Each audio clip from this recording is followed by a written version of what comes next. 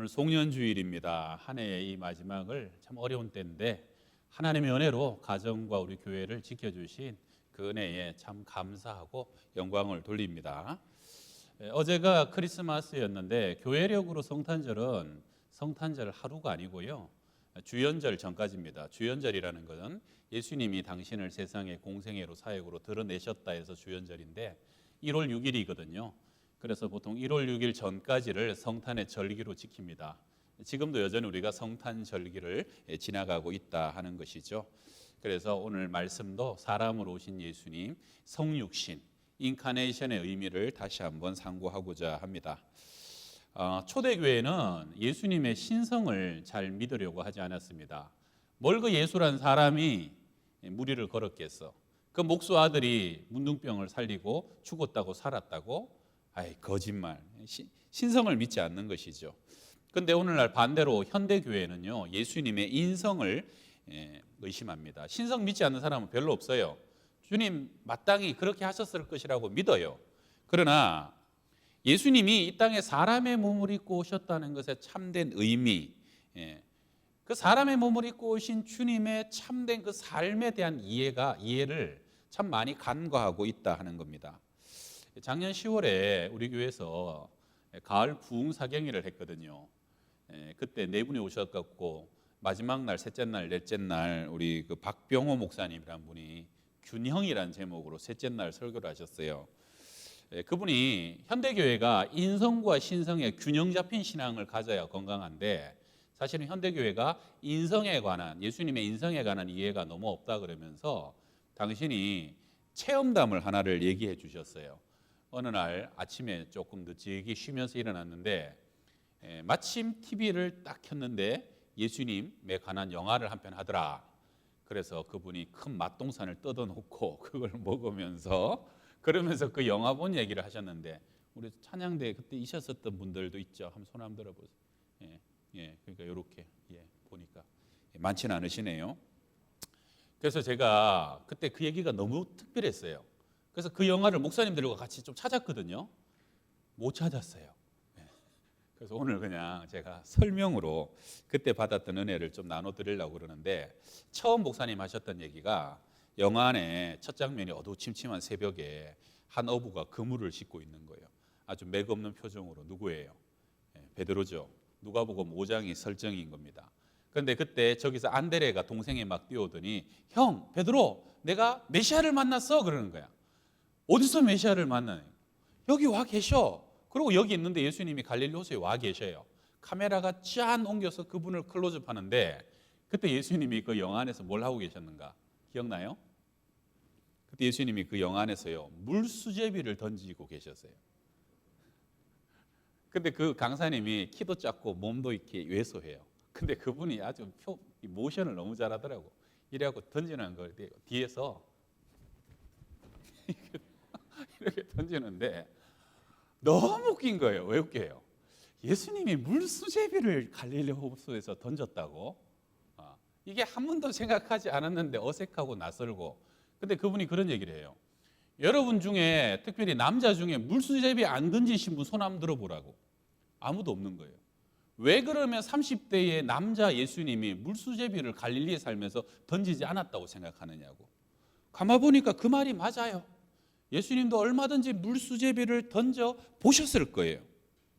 그런데 우리는 그런 예수님은 아닐 거야 하고 생각하는 거죠. 그 다음에 뭐냐면은, 그 다음에 예수님이 베드로에게 다가가셔갖고 깊은 데로 가서 그물을 던지라. 그리고 그 배를 타십니다. 베드로는 잘 믿겨지지 않았지만 그래도 말씀에 의지하여 순종하는 마음으로 그물을 쫙 던지죠. 어떻게 돼요? 엄청난 물고기가 거기 잡히잖아요. 그물이 찢어질 정도가 됩니다. 그래갖고 베드로가 밤새 낙심해 있다가 그것을 건져 올리면서 그 만선의 어부의 기쁨 있잖아요. 하하하하 하면서 막 그것 올리는데, 그러면 보통 예수님 같으면은 그 배에서 멀찌감치 앉아갖고 이렇게 딱 해서 잔잔한 눈으로 하고 이렇게 보셔야 올리잖아요. 근데 그 영화에서는 안 그랬다는 거예요. 갑자기 예수님의 팔을 걷어붙이고 가가지고 그걸 같이 막 그냥 강하게 끌어올려 주는 거예요. 그래서 예수님도 하하하하 막 즐거워 웃는 거예요. 그리고 고기가 너무 많으니까 고기가 막 튀어나가니까 이놈 어디로 가 그러면서 잡아갖고 다시 집어넣으면서 너무너무 인간미 넘치는 모습을 그 영화에서 보여주는데, 근데 이제 이때부터 그 목사님이 화가 나더래요. 이거 이단 아니야? 이거 이상한 영화 아니야? 어느 기독교 TV야? 내가 전화해서 항의를 해야 되겠네. 어디에 예수님이 저런 영화로 다시는 못 틀라고. 그러려면 영화를 끝까지 봐야지 그랬어. 그래서 영화를 계속 보는데 그 다음 장면이 예수님이 제자들과 앉아가지고 땅에서 이렇게 막 뭘 써갖고 가르쳐주고 티칭하라고 난 뒤에 갑자기 벌떡 일어서더니 가자 그러더니 이렇게 걸어가는 게 아니라 막 뛰어가지고 동네 한가운데를 지나가가지고 어딜 가냐 보니까 운물가에 가가지고요. 거기서 운물에 물을 벌컥 마시더라는 거예요. 제자들도 같이 와갖고 또 막 물을 마시는 거예요. 그래갖고 물을 마시고 나는데 제자들이, 예수님 먼저 물을 마시는데 제자들 향해 물을 마시는데 제자들 향해서 물을 끼얹는 거예요. 물을 튀기는 거죠. 그러면서 물장난이 시작되는데 말 그대로 그분 표현이 예수님이 선빵을 날리셨다고. 그러면서 막 물장난을 하는데 여러분 그 당시에 그 더운 날 아닙니까? 옷은 길어도 옷은 얇아요. 그러니까 얼마 뒤에 그 옷들이 전부 다 몸에 달라붙는 거예요. 근데 그 상태로 웃고 즐기고 어린아이처럼 기뻐하시는 예수님을 영화에서 보여주는데 이분이 그렇게까지 보다가 갑자기 가슴에서 뭐가 울컥하면서요. 지금까지 모든 장면이 충격이고 쇼크를 받았는데 갑자기 큰 깨달음으로 다가오더라는 거예요. 그래, 31살의 예수님이 사람으로 이 땅에 오셨기 때문에 당연한 것 아니냐는 거예요. 그 더운 나라에서 예수님도 멱을 감았을 것이고 분명히 목욕을 했을 것이고요. 그리고 그 31살의 젊은 예수님이 얼마나 하고 싶은 게 많았고 가고 싶은 게 많았고 즐기고 싶은 게 많았겠냐는 거예요. 그래가지고요, 저도요 그때까지 처음에는 막 마음이 불편하다가 나중에는 성도들 다 그랬어요. 나중에는 너무 은혜가 되고 감동이 되는 거예요. 그래가지고 예배 마칠 때 제가 광고할 때 여기 온 사람 중에 30살, 서너 살 된 청년들 좀 일어나 보라 그랬어요. 그랬더니 그때 몇 명 일어났죠. 그때 현아랑 누구예요? 오진 않았지만 승균이, 뭐 민철이, 여기 이제 보라, 뭐 그런 애들 다 그 나이 땐 거, 그 나이 땐 거. 얼마나 어린비까? 완전히 우리 애들밖에 안 되잖아요. 그런데 예수님이 그 나이에 청년으로 이 땅에 오셔가지고 여러분 그 숱한 고문과 모든 아픔들 그리고 상함들 그 모든 것을 다 이겨내셨다고 생각하니까 완전히 다르게 와닿더라는 것이죠. 여러분 우리는 많은 경우에 착각합니다. 예수님은 다 알고 전지하시고 전능하셨을 것이라고. 주님 다 하셨을까요? 제자들이 물었죠. 주님 언제 세상 끝이 됩니까? 그때 예수님이 대답합니다. 그날과 그때는 아무도 모르나니 하늘의 천사도 모르고 아들 나도 모르고 오직 아버지만 아시느니라. 주님도 다 아는 것이 아니라는 것이죠. 누가복음 8장에 보게 되면 혈류증 여인이 예수님께 몰래 옷깃을 만지잖아요. 예수님 돌아보시면서 누가 내 옷에 손을 대었느냐 그랬을 때 주님이 꼭 알고 얘기한 것 같지는 않아요. 요한복음 15장에 보게 되면요 중요한 구절이 있는데 내가 내 아버지께서 들은 것을 너희에게 알게 하였습니다. 무슨 말입니까? 나는 하나님께서 내게 말씀하신 것을 그것을 들어서 너희에게 전하여 준다는 것이죠. 예수님은 이 땅에 철저히 사람으로 오셨고 인간으로 오셨기 때문에 하나님이 들려주시는 것을 들을 수 있었고 하나님이 보여주시는 것을 볼 수 있었고 하나님이 허락하시는 것을 하실 수 있었다는 겁니다. 왜입니까? 자신을 비우셨기 때문에 하늘의 영광과 권세와 능력을 전부 다 비우고 철저한 사람으로 오셔서 종이 되셔서 그분은 철저히 하나님께 순종하며 그분을 의지하면서 당신의 그 사역을 완성해 가셨다는 것입니다. 여러분 그래서 예수님도요 배고프셨습니다. 피곤하셨어요. 슬픔은 슬프고 눈물 흘리셨고 아픔은 아파하셨어요. 배신하는 제자들 때문에 가슴앓이 하셨고 깨닫지 못하는 제자들 때문에 마지막까지 힘겨워하셨습니다. 가족들이 미쳤다고 마리아까지 동생까지 미쳤다고 붙들러 나왔을 때 주님의 심장이 어떠했겠어요? 가족들조차도 나를 저렇게 알아주지 못하는 나중에는 다 괜찮아질 거니까 지금 그래도 아무렇지도 않다고 그냥 지나가기만 하셨을까요? 머리 둘 곳 없고 쉴 곳 없고 누울 곳 없었습니다. 제자들을 선택하기 전에는요 밤새도록 기도하시면서 하나님의 도우심과 인도하심을 구하여야 됐고요 오병이어처럼 큰 사건과 기적 이후에는 또 홀로 산에 올라가셔서 밤새도록 기도하시면서 하나님의 인도하심을, 도우심을 구하고, 여러분 겟세마네에서 아버지 할 수만 있다면 내 뜻대로 마시고 아버지의 뜻대로 되기를 원하이다. 사람이기 때문에 될 수 있으면 안 아프고 싶고 피하고 싶고 그렇게 고통당하고 싶지 않은 당신의 뜻이 있었지만, 그러나 하나님의 뜻을 수용해야 되는 그 갈등 사이에서 몸부림치고 투쟁하시면서 정말로 나를 죽이고 죽여가시면서 주님은 이 땅에서 당신의 사명을 이루어 가셨다는 겁니다. 여러분 육신의 몸을 입고 오셨기에 그 살이 찢겨지고 뼈가 으스러지고 처참한 고통당하는 거 왜 안 피하고 싶으셨겠습니까?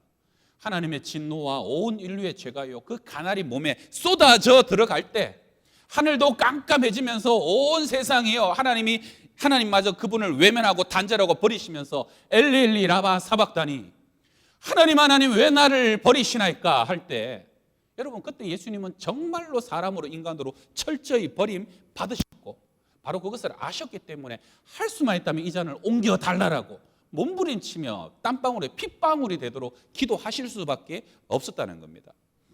많은 사람들은요 은연중에 그렇게 생각하는 것 같아요.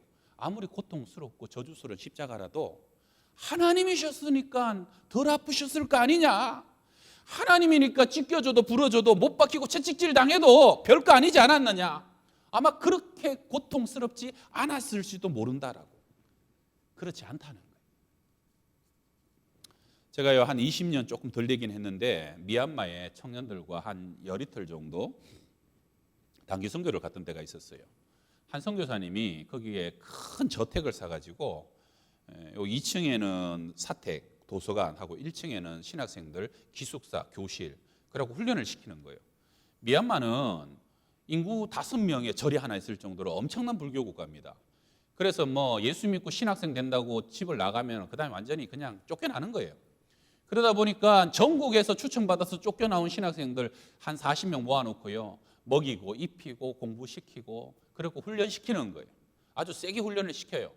그리고 3년이 지나면 전도사도 하고 안수도 줘가지고요 다시 고향으로 역파송하는 그렇게 훌륭한 사역을 하고 계시더라고요.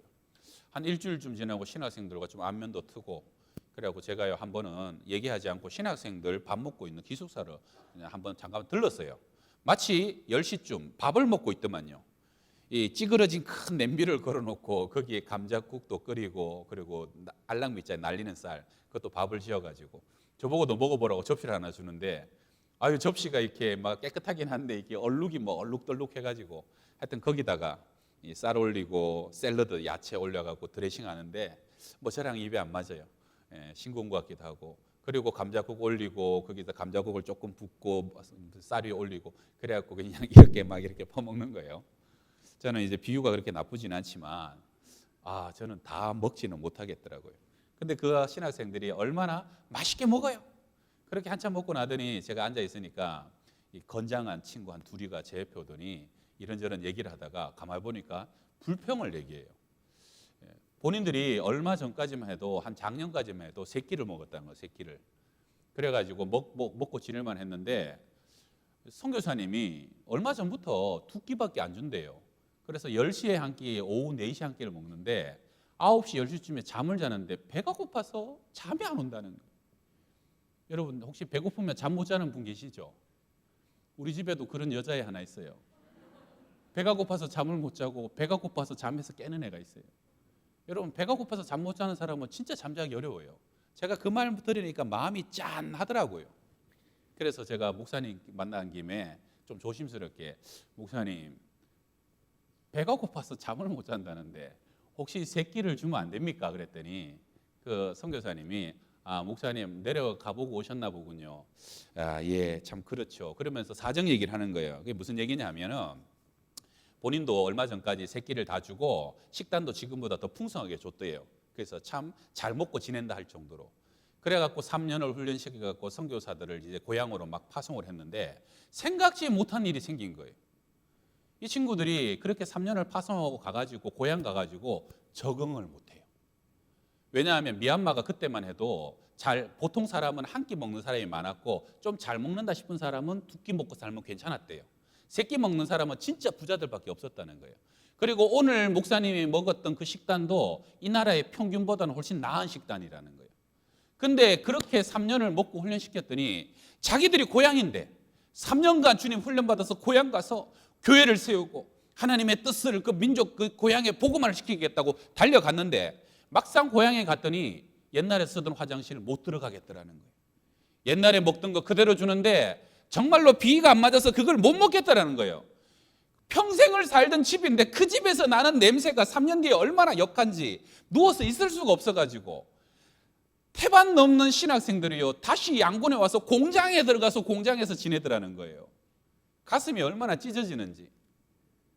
그게 여러분 자기의 출신이고 고향이고 가족인데도요 3년 만에 돌려보냈던 신학생들이 다시 낮아지고 다시 내려가는 것은 그렇게 힘들더라는 겁니다. 여러분 하물며 세상을 창조하신 하늘의 하나님이 땅으로 내려오신다는 게 뭐겠습니까? 여러분 만왕의 왕으로 세상을 창조하시고 무소부재하셔서 온 땅에 충만하신 하나님이요 사람의 몸을 입고 여자의 자궁 속에 10달을 머물고 그리고요 가장 가난하고 초라한 사람으로 목수의 아들로 태어나가지고 그 3년 동안 온갖 고난과 아픔과 고뇌를 다 겪어야 되고 십자가에 죽는다는 것이 우리는 상상할 수도 없는 일입니다. 오늘 빌립보에서는 그렇게 얘기하죠. 너희 안에 이 예수의 마음을 품어라. 그는 원래 근본 하나님의 본체시고 하나님과 동등됨이었으나 동등됨을 취할 것으로 여기지 않으시고 자기를 비어 종의 형체를 가져 사람의 모양으로 나타나셨으며 사람으로 오셔서 자기를 낮추시고 죽기까지 복종하셨으니 곧 십자가에 죽으심이라. 오늘도 많은 사람들은요 하나님을 향해서 그렇게 질문합니다. 정말로 하나님이 의로우신 분이 맞습니까? 진짜 하나님이 사랑의 하나님이 맞습니까? 라고 질문하는데 여러분 답은 간단합니다.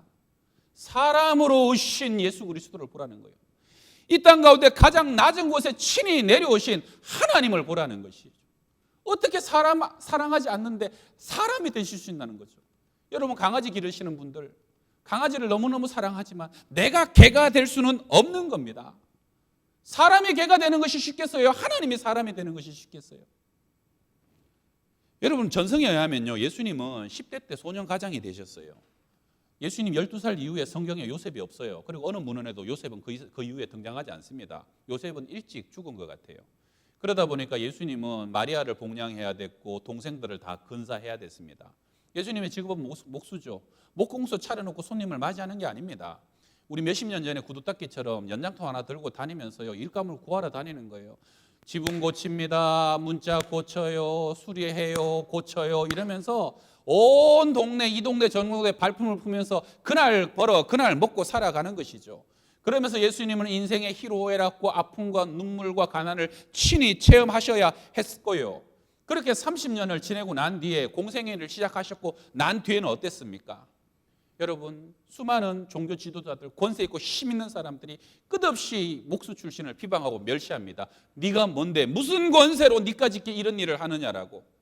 그런데도 예수님은 사람의 몸을 입고 인생 한가운데 하나님의 아들로 어떻게 살아가야 하는 것을 보여주십니다. 수많은 대적들의 비방과 멸시 속에서도 어떻게 반응해야 하는지 어떻게 나를 비우고 인내하고 그 외로움과 고통과 괴로움 속에서도 끝까지 복종하고 순종하여 마침내 밀알되고 십자가에 죽으심으로 사람의 몸을 입고 이 땅을 어떻게 믿음으로 승리하고 영광에 이르는지를 친히 우리에게 보여주셨던 겁니다. 그 주님의 마지막 가르침은 뭡니까? 내가 너희를 사랑한 것 같이 너희도 서로 사랑하라. 하나님을 이렇게 사랑하고 이웃을 이렇게 사랑하고 원수를 내 몸같이 사랑하라. 그것이 우리 주님 육신을 우리에게 친히 가르쳐 주신 것이잖아요. 키에르 케고르라는 신학자는 예수님이 사람이 되셔서 이 땅에 오신 것, 즉 인카네이션을 설명하기 위하여 다음과 같은 이야기를 합니다. 한 왕국에 왕자가 살았습니다.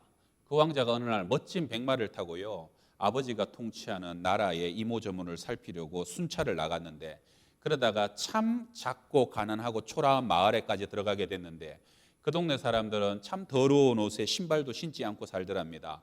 그런데 그 마을 사람들 한가운데 눈에 번쩍 들어오는 처녀가 하나 있었는데 눈이 반짝반짝 빛나는 너무너무 이쁜 처녀를 발견해가지고 한눈에 반하게 되었다는 거예요. 왕궁에 돌아왔는데도 잠을 자는데 그 여인의 생각밖에 나지 않아요. 그래서 그 여인만 생각하다가 어느 날 몸이 아파갖고 상사병에 걸려버린 거죠. 왕자가 시름시름 앓으니까 궁위가 가서 왕자를 진단하다가 마음의 병인 것을 알게 되었고, 왕자는 사실을 다 털어놨습니다. 그때 궁위가 의원이 얘기합니다. 왕자님, 제가 가서 그 처녀를 데려올까요? 왕자가 고개를 저으면서, 그렇게 하면 그녀의 마음까지는 데리고 올 수 없잖아요. 그러면 왕자님이 그 마을에 가서서 그녀를 만나시지요. 내가 왕자의 신분으로 그 마을에 가게 되면은 그 여인이 나를 사랑하기 전에 내 자리와 권자와 나의 모든 물질부터 사랑할 수 있지 않습니까? 어떻게 참사랑인 줄 알게 됩니까? 결국 고민하던 왕자는 고민 끝에 자신의 모든 옷을 벗고 신을 벗고 남루한 옷차림으로 갈아입습니다. 그리고요, 아무도 모르게 그 처녀의 집 가까운 곳에 조그만 오두막을 하나 짓습니다. 완전히 이사를 가버리는 거예요. 그러면서 그날부터 정말로 그 동네 사람이 돼서 그 동네 사람들과 함께 먹고 마시고 일하고 즐기고, 그리고 그 동네 사람들의 마음을 얻으면서 그 처녀의 마음도 조금씩 얻게 되었고, 마침내 서로 정말로 진실로 사랑하게 되었습니다. 그리고 난 뒤에 그 왕자는 자신이 누구인가의 신분을 밝히게 되었고, 처녀는 너무나도 놀랐지만 자기를 위하여 그렇게까지 고생하고 수고함으로 사랑을 확정해 준, 사랑을 보여준 왕자의 사랑에 감격하게 됐고, 그래서 둘이는 결혼하여 아들, 딸 놓고 아주 행복하게 잘 살았더랍니다. 성도 여러분, 참사랑은요, 힘이나 권세로 얻을 수 있는 게 아닙니다. 정말로 사랑하면 내가 낮아지는 것이고 내가 그 자리로 내려가는 것이죠. 나를 비우는 겁니다. 우리 주님은 하나님이 사람이 되셔서 우리 인생 한가운데 들어오셨고요, 마국간에 가장 낮은 곳에, 초라한 곳에, 그리고 죽기까지 순종하고 복종하심으로 우리에 대한 사랑을 확정해 주신 것을 믿으시길 바랍니다. 주님이 육신의 몸을 입고 그렇게 살아가셨기 때문에 육신의 몸을 입은 저와 여러분들, 육신이 약해서, 몸이 약해서라고 핑계만 하지 말고 우리도 주님의 뒤를 따라 충성하고 거룩한 산제사로 살아갈 수 있는, 이제 한 해가 저물어 가는데 그렇게 새로운 새해를 기대하고 소망하고, 우리가 그런 새로운 새해는 정말로 예수님 닮아가겠습니다 라고 결단할 수 있는 저와 여러분 다 될 수 있기를 주의 이름으로 축원합니다. 기도하겠습니다.